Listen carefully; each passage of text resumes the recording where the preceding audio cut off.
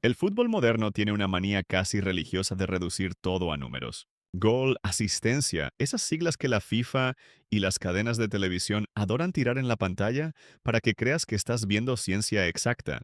Y es dentro de esa lógica aburrida que Julián Álvarez vive siendo malentendido. Porque hubo una jugada contra Egipto en los octavos de final que resume todo lo que este tipo es y que ninguna acta va a registrar.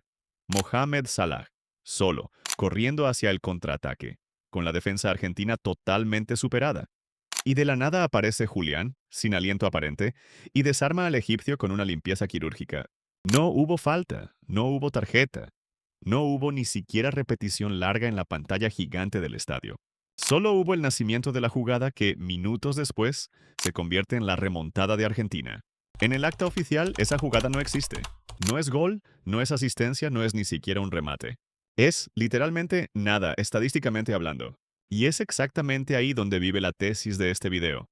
Existe un tipo de protagonismo que la estadística no sabe medir, y Julián Álvarez construyó toda la carrera ocupando ese espacio invisible. Él no es el jugador que hace que la hinchada grite en el gol. Él es el jugador que hace que todo el equipo funcione mejor cuando está en cancha.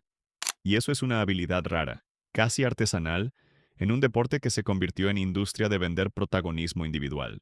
Mientras el mundo aplaude a quien hace vibrar las redes, este video te va a mostrar por qué Julián Álvarez puede ser, silenciosamente, una de las piezas más decisivas de este mundial, aún sin aparecer nunca en lo más alto de la tabla de goleadores. Calchín es un pueblito de Córdoba con menos de 6.000 habitantes, el tipo de lugar que normalmente no produce jugadores de selección, mucho menos un 9 de Manchester City y Atlético Madrid. Pero fue ahí donde Julián Álvarez nació, creció y soñó, inevitablemente, con repetir la trayectoria de otro famoso, Sergio Agüero. La comparación, de hecho, lo persiguió demasiado pronto, casi como una carga publicitaria. Solo que Julián resolvió esa presión de la forma más eficiente posible, jugando bien. En River Plate, bajo el mando de Marcelo Gallardo, uno de los técnicos más venerados de Sudamérica, Álvarez se convirtió en pieza central de un equipo que reinventaba el concepto de intensidad colectiva. Presión alta, juego de combinación rápida, movimiento constante. Todo eso que hoy llamamos fútbol moderno cuando lo hace Europa, pero que River ya hacía con brillo antes de que eso se pusiera de moda. El resultado llegó en 2018. Título de la Copa Libertadores, el maracanazo particular de Argentina contra Boca Juniors, y Julián, todavía un pibe, empezando a construir su nombre dentro de ese contexto ganador. Antes de cumplir 21 años, ya era un goleador consagrado, con olfato oportunista de matador e inteligencia de armador, una combinación que normalmente viene separada en jugadores distintos. No era el 9 clásico de área y cabeza erguida, era algo más fluido, más funcional para el colectivo. Y es justamente esa versatilidad que explicaría, pocos años después, por qué él lograría adaptarse a dos estilos completamente distintos de fútbol europeo sin perder identidad. Llegar al Manchester City en plena era Pep Guardiola ya sería un desafío suficiente para cualquier joven sudamericano. Llegar y compartir el ataque con Erling Haaland, la máquina de goles más aterradora de la década, es otro nivel de complicación existencial. Julián Álvarez pasó por eso, y el saldo, a pesar de sólido, quedó históricamente eclipsado. 36 goles en 103 partidos, números que en cualquier otro plantel garantizarían titularidad automática, pero que en Manchester significaban, en la práctica, ser la alternativa inteligente al noruego insaciable. Y acá la FIFA y el mercado europeo adoran un discurso bonito sobre meritocracia, pero la realidad es más simple. A veces el problema no es la calidad del jugador, es la fila. Fue saliendo de esa fila, rumbo al Atlético Madrid, que Julián finalmente se convirtió en protagonista. Diego Simeone, notoriamente un técnico que exige entrega física y claridad táctica por encima de cualquier nombre rimbombante, encontró en él al centro delantero ideal. Casi 50 goles sumados en 2 temporadas, producción que colocó al argentino como referencia ofensiva de uno de los clubes más competitivos de España. Y hubo un detalle que resume bien el tamaño que alcanzó. Julián superó a Messi como el máximo goleador sudamericano en 41 partidos de Champions League. No es una comparación cualquiera, es superar al tipo que, según buena parte del planeta, es el mejor jugador de todos los tiempos. El Real Madrid, siempre atento a quien está brillando, llegó a ofrecer 150 millones de euros por el pase. El Atlético rechazó. Cuando un club rechaza ese tipo de propuesta, el mensaje es claro. Julián Álvarez dejó de ser un secundario en cualquier lugar donde pise. En la selección argentina, desde su debut en 2021, Julián Álvarez construyó un papel que tal vez sea el más difícil de todos en el fútbol, el de sostener el sistema sin exigir el protagonismo para sí mismo.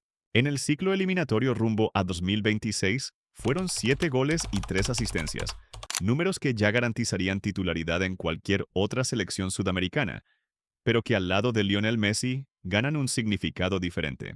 Porque la función de Julián nunca fue ser la segunda estrella. Esa narrativa simplista que los comentaristas adoran forzar cada vez que aparece un jugador joven talentoso cerca del nombre más grande del equipo. Su función es otra, más sutil: hacer que el sistema respire, ocupar espacios que Messi no va a ocupar, correr las distancias que el 10, a los 39 años, físicamente ya no puede correr. Es trabajo de bastidores, como ese socio que no aparece en la foto de la empresa pero sostiene toda la operación funcionando. El Mundial de 2022 ya había sido el momento en que esa relación quedó clara para el mundo.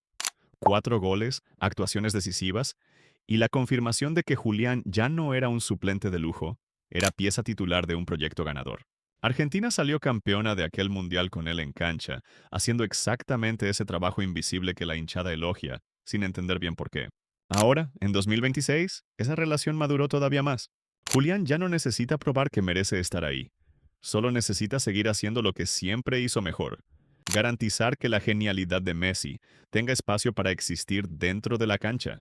El partido contra Egipto, en los octavos de final, debía haber sido la noche de gala de Julián Álvarez, estadísticamente hablando. Tuvo una chance clara, tuvo un remate de afuera del área, tuvo hasta ese tipo de oportunidad que normalmente se convierte en gol en 9 de cada 10 intentos.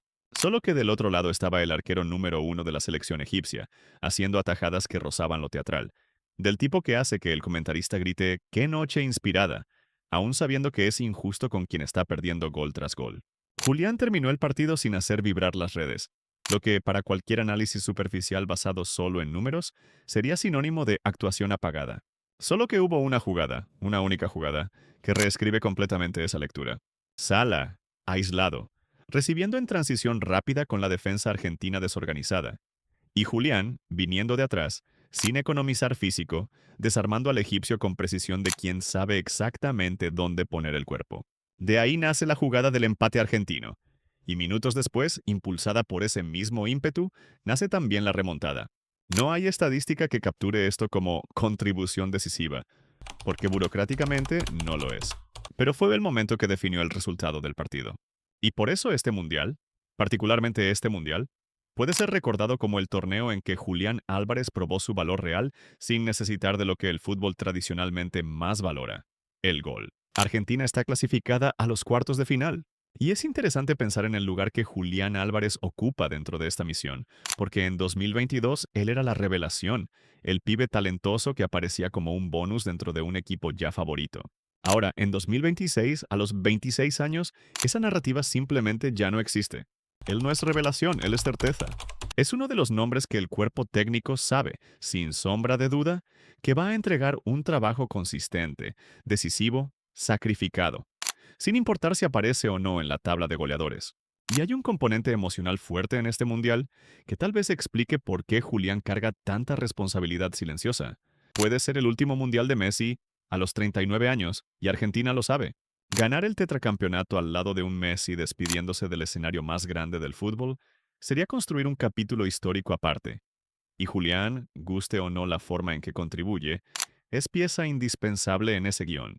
Queda entonces la invitación a la reflexión, sin querer imponer una conclusión cerrada. ¿Será que el fútbol moderno está realmente preparado para reconocer el valor de jugadores como Julián Álvarez, que deciden partidos sin aparecer en el marcador? ¿O vamos a seguir midiendo el protagonismo solo por el gol, ignorando el resto del trabajo que sostiene a todo el equipo? Argentina sueña con la historia, y Julián, silenciosamente, está ayudando a escribirla. Si querés estar al tanto de todo lo que pasa en el fútbol y descubrir los secretos detrás de la vida de los jugadores que los medios no cuentan, suscríbete al canal y activa la campanita. Cada semana hay una historia nueva esperándote.